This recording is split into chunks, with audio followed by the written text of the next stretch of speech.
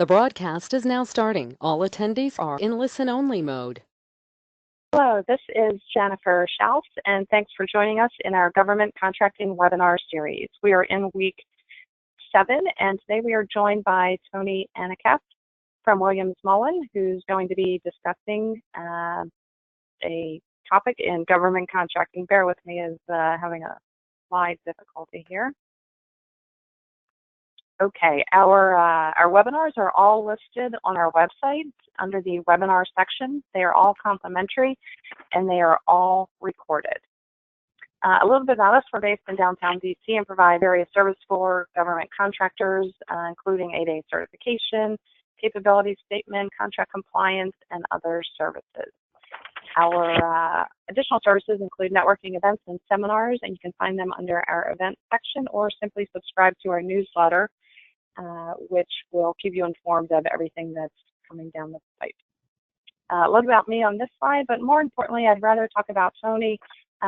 His background is listed on this slide, and he, as I mentioned, is with Williams Mullen, a law firm, and he is based in the Washington, D.C. metropolitan area, and I believe, if I'm not mistaken, Tony, bounces from the D.C. office and the Tyson's Corner office in Virginia. So we're going to talk about the False Claims Act, and Tony, thanks again for joining us today. I'm going to hand the floor over to you and let you dig into the great content that you have.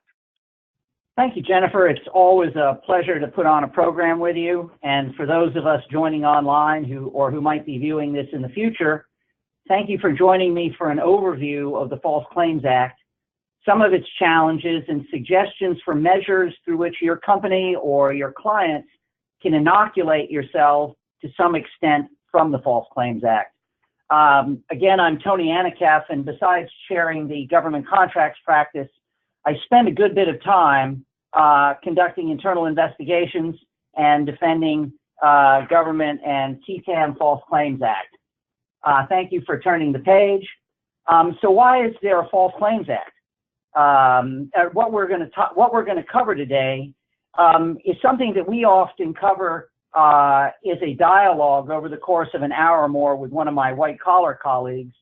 Today, we're going to tread a little more lightly on some of the detailed minutia and examples, but with the idea to give you the ability to be able to identify False Claims Act issues, appreciate what's involved in a False Claims Act matter, and why it's an important area of the law, so that you can convince colleagues in your company to implement the protective measures that are likely to reduce the likelihood of a False Claims Act matter, and if they do occur, come to a more positive resolution.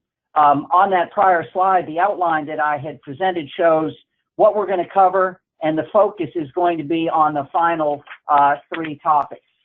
So why is there a False Claims Act? Pretty much 3 reasons. For whatever reason, contractors with the government have, for a variety of reasons, cheated the government since well before the Civil War, which is when the False Claims Act was created. Since the 1990s, the government has relied increasingly on government contractors to do the work, but with far less oversight than there used to be, leading to increasing and more severe errors. And politically, there's really no lobby against the ever more stringent and stern and oppressive rules. So if we could go to the next slide. I briefly wanted, before we dive into the Civil False Claims Act, to just touch on the Criminal False Claims Act statutes. There are 2, Section 287 on this page and Section 1001 on the next. 287 is the original False Claims Act. It's what was developed in a slightly different form in the Civil War. Today, it's not often used because there are a host of other criminal statutes like bribery, kickbacks, mail and wire fraud that can be used. But when it is used, it's used against individuals that have strayed pretty far from the law. The key point about the criminal statute is that it requires intent, i.e. the knowledge that the claim was false and that there's a consciousness that one was violating the law or doing something wrong. Why don't we go to the next page? The companion statute is Section 1001, which deals with false written records and statements. Most of you have probably already encountered this statute, as it graces most submissions that one makes by a company or an individual to the government. whenever you make a statement to the government and certify it, you'll likely find this statute cited. So on an invoice or a claim or a loan or a small business application, a security clearance, a student loan, or a passport application, you'll see it cited. And if there's something false, the government may come after you for it. Let's go to the next slide, please.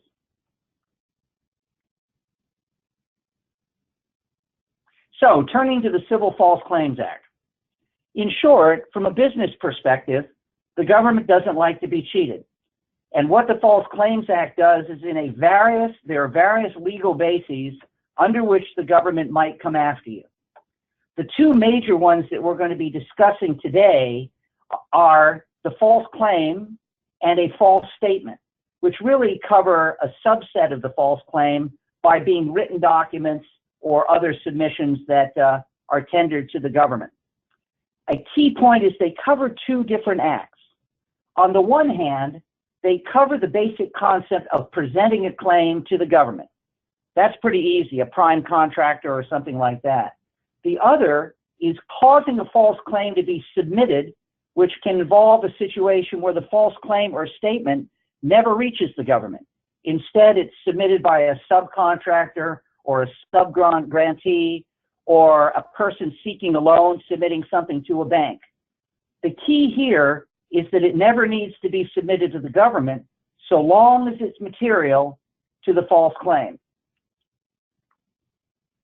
Why don't we go to the next page? These are some of the other theories under which the government will proceed under the False Claims Act. The one that's most important from your perspective is the reverse false claim.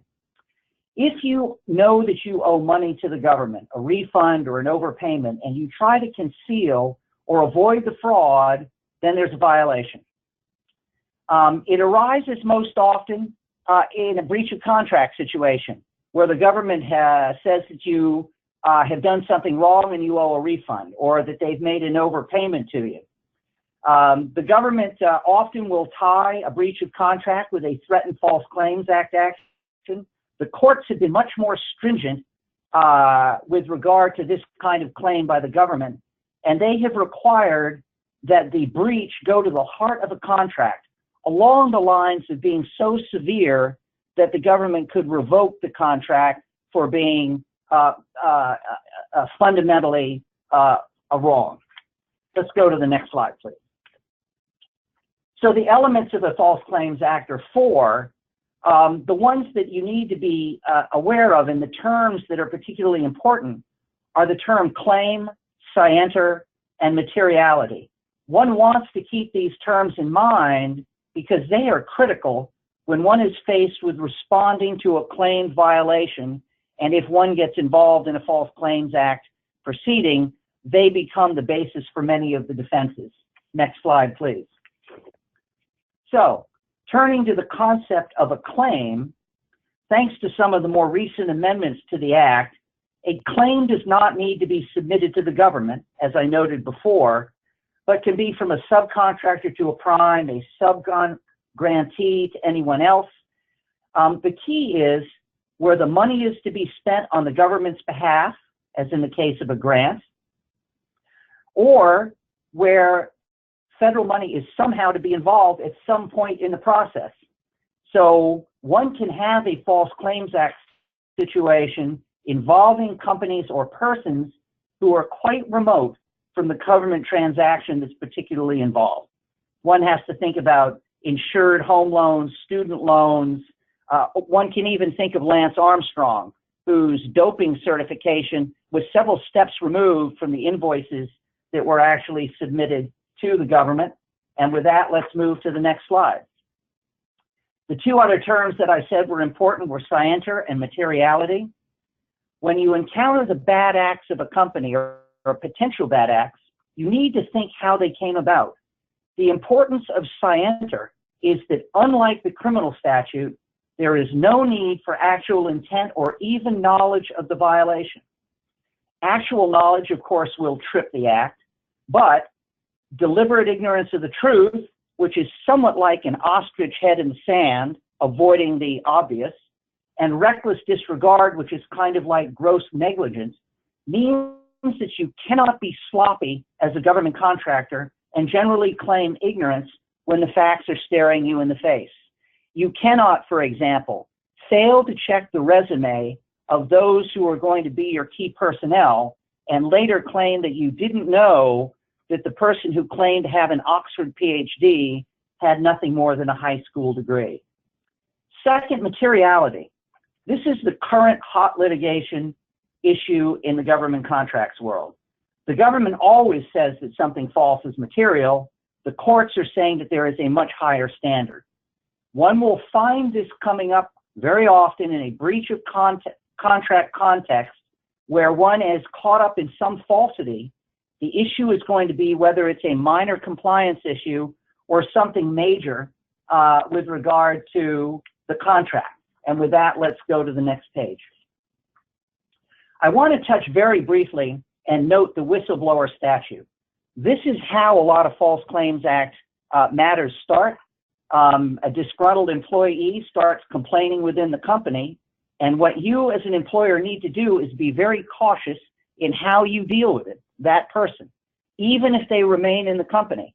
The consequences of not doing so with regard to an employee that's brought a matter to your attention, even without saying it's a False Claims Act violation, is if you retaliate against them, they can get double damages for their back pay, and they can get their attorney's fees paid. One thing to keep in mind as a strategic tip is that if a whistleblower asserts a retaliation claim in a False Claims Act case, that may become an off-ramp for you to settle it, which we'll talk about in a minute. And with that, let's go to the next page. Another thing I briefly wanted to note is that although we are focusing on the Federal False Claims Act, you should know that virtually every state has a companion state False Claims Act. It may or may not mimic the federal statute, but what you need to know is that a state may prosecute the State False Claims Act in conjunction with or in addition to the federal claim and can lead to additional damages. So let's turn the page and turn our attention to what is a false claim in terms of what are the kinds of activities that might arise that could trip the act. So the key is that false claims are not industry specific and that they can arise at any stage of the procurement cycle, from a misrepresentation about one's offer to the closeout of a contract. And when you think of these things, which we have listed on the page, you should look at them not as deliberate acts, but as in the context of reckless disregard. What might I do carelessly that could lead me to a False Claims Act? Example, when you're submitting a proposal, it's important for the business development folks to talk to the people who are going to do the work. Saying in your proposal that you're going to prepare a training manual that you never provide can provide the basis for a False Claims Act. Providing product and services that are not properly tested can lead to claims of the False Claims Act. Timekeeper fraud. And in the recent years, the need to certify compliance with the cybersecurity regulations are all new areas that are coming to the fore. The hot issue in this list are the certifications. These have become the means by which most key TAM relators launch their various actions. An express certification is pretty easy. It's a lie about whether one's a small business or your products are made in the United States. The more complicated one is the implied certification, which is much harder because there are literally hundreds of potential pitfalls on a government contract, both in the document with things like your commitment that you've complied with all pertinent laws and all the reference materials. So if you breach a contract, in theory, one could allege that one has violated the implied certification that you complied with all contract terms. Fortunately, as we turn the page, the Supreme Court in the Escobar case has raised the ante a little bit on the government and key TAM relators seeking to assert an implied certification. Escobar was a case with terrible facts about the treatment in a medical facility where the invoices were submitted which identified the level of care of the nurse or the therapist who was providing the work, but didn't say that the persons providing the work didn't have the requisite skills. And based on that, it was deemed that they had implied certification at a certain skill level which was false, and that the company had made specific representations about the services, but didn't disclose that they were fraudulently negligent. The key is that the court said in that kind of situation, that the claim has to be material, or the falsity has to be material, and that essentially means it made a difference to the government's decision to pay. The courts are litigating throughout the United States exactly what that level or standard is, whether whether misrepresentations are material or not. And they're also looking at situations where the two factors that we identify on the slide are not there. For example, if one submits an invoice and makes no representation at all about the services, but also doesn't disclose that there is a falsity, i.e. that the work was performed by somebody that wasn't qualified, will that qualify as a False Claims Act violation? And that's being litigated by a host of courts at the moment. Let's turn on to the next topic, which is, why is all of this important? The most basic reason is that it can destroy your business and your reputation. But before we get to that, the law as of a few years ago is that a company must disclose to the IG and the contracting officer voluntarily any False Claims Act violation of the company, principal, employee, subcontractor, or agent if there's credible evidence. In addition, during the processing of a False Claims Act, one is expected to disclose and give up the individual wrongdoers in the company who are responsible. And that is a new requirement, which will add some complicating factors that we'll talk about in a minute. But let's talk about the consequence. Oh, before I move on to that, the failure of a company to disclose a known violation or is the possibility of being debarred on that basis alone. So it forms another basis that a company might debarred, even though it might otherwise satisfy debarment officials down the road that they've corrected the problem. Turning to the consequences, I note the criminal statute here, and then turning the page are the monetary situations that arise under the Civil False Claims Act.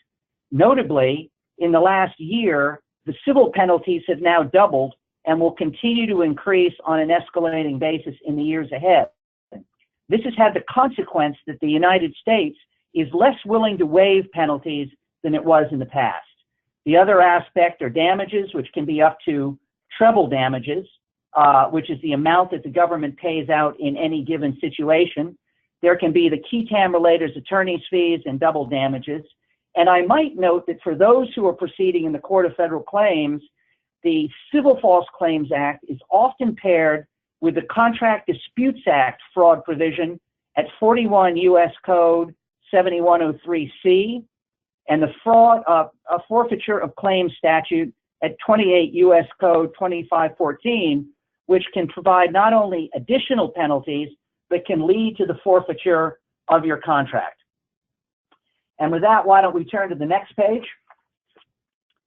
The other sanctions that can occur are numerous, one of which is just the simple cost of going through an internal investigation, producing the documents, things like that. And then the hangover from all of this is that once one goes through a False Claims Act proceeding, even if it ends successfully, one may have to go through the suspension debarment proceeding in a given agency once they find out that there's been a settlement, or even if there has been an exoneration by the government. The challenge is that if you decide to litigate, the government may decide to suspend you. And as one client has recently found out, during that speedy process of trying to get out from a suspension, if it happens to fall at the end of the fiscal year, a company might lose almost all of its business as prime contractors and agencies decline to extend the contract or exercise various options. Let's go to the next slide and turn to how should one go about protecting some business, one's own business. I think the first thing to note is that by now, if you're advising a company, I hope that you will have gotten the attention of the company that they should do something about this issue so that they protect the company. And what can you do about it? The first is to recognize that good companies make mistakes, good companies have bad apples, good companies have disgruntled employees, and that if you deal with the government for long enough, it is likely that you will have to engage with the government in some sort of investigation, be it under the False Claims Act or under some similar stature, maybe like the Defense Contractor Whistleblower Protection Act. Good companies make mistakes and get in trouble, and that's why we try and develop strategies for helping them protect their business. Let's proceed. First, one needs to know a little bit about how they come about. A False Claims Act can come about in a host of ways, and we're not going to focus that much on them today. The one thing I wanted to note on this page is that often investigations start with what I would call surreptitious investigations by an Office of Inspector General. They will reach out to your lower level or mid-level employees, seek to interview them at their home or at their workplace, and tell them not to disclose that information to their employer because there's an ongoing investigation. It comes as a rude shock 6 months to a year later when the company finds out that they're in an investigation and one or more of their employees has been meeting with the government. One of the things that we always advise is that a company develop a policy to advise employees how to deal with a government investigator when they call. There are a host of things that they can do to ensure that the company is informed and can begin to prepare. And with that, let's turn to the next page. How do you find out about one of these investigations? At some point, unless the government simply withdraws, one is going to find out about a False Claims Act case either by being contacted by the Justice Department directly through a letter threatening litigation, or a partial unsealing of a key TAM claim, or a civil investigative demand, a subpoena, or something else. At that point, you are going to have to engage with the government. There will likely be document requests, which are intensive and expensive. One will likely negotiate with the government, with the idea being to convince the Justice Department to terminate the investigation, to decline to intervene in a key TAM matter and leave the key TAM relator naked to proceed on his or her own. The worst that can happen is that the Justice Department can't decide, and it decides to sit on the fence. The key TAM case is opened and proceeds with one not quite sure what is going to occur in the future. During these negotiations, the government is going to press very hard that you disclose to the government the wrongdoers in the company in order to get a better resolution. It's important here that you deal with a counsel who is competent in dealing with the government, because it is their integrity who is likely to gain you not necessarily a favorable result, but some breathing room, more time, and in the end, possibly a better result. Again, the goal is to get a declination that leaves a key TAM relator fighting on their own, because for the most part, key TAM relators don't have the resources to press litigation very hard, and they tend to fade out rather quickly. Let's turn to the settlement discussion. What occurs here is, again, how do they play out? One hopes for exoneration. That's the ideal. If something goes wrong and you realize it, most contractors settle with the government, and if a key TAM relator is involved, they will settle with a key TAM relator. The reason is if you litigate a False Claims Act case, you are likely to be suspended during the pendency of the case. So most companies settle. The settlement agreements with the Justice Department are fairly straightforward and traditional. They don't involve an admission of culpability. They do not release the potential administrative action of debarment or criminal liability. They may not release the individual claims against a wrongdoer. And a new term is an obligation to cooperate with other ongoing investigations. So if you're part of a larger scheme, it may be required that you continue to cooperate following the investigation. Thank you. So how does it play out? We're not going to go into details about the litigation, but I want to make 3 points. Litigating against the government likely leads to suspension and would need to be disclosed on all bid forms. 2, a qui tam relator is usually not well funded, and if left to its own devices, will not be able to proceed with a great deal of vigor. And 3rd, in any qui tam case or any False Claims Act case, you have to negotiate with the government for the resolution of the underlying False Claims Act allegations. So let's move to the next page. How does one go about avoiding that? This is the crux. And if one is in the government contracts business or deals with Medicaid or Medicare, you really need to be taking action to be a responsible business partner with the government. Doing so is the means by which you inoculate yourself against FCA fallout if there's an investigation or if there's a matter. So what does that mean? It means that you have to address compliance proactively. So the FAR suggests for small contracts and for larger ones over 120 days and $5 million mandates that you have a compliance system that comports with the size and extent of your government contractors, of your government contracts. Unfortunately, many of the government contractors we meet have compliance programs that are far too thin for the situation they're in. With regard to the compliance program, it really needs to be an active culture of compliance. That means it starts at the top. It's not a manual on a shelf or an ignored code of business conduct and ethics. It has to involve dynamic training on a regular basis. It should involve some kind of hotline, self-audits, and periodic revisitation of your program to see that it's doing its job.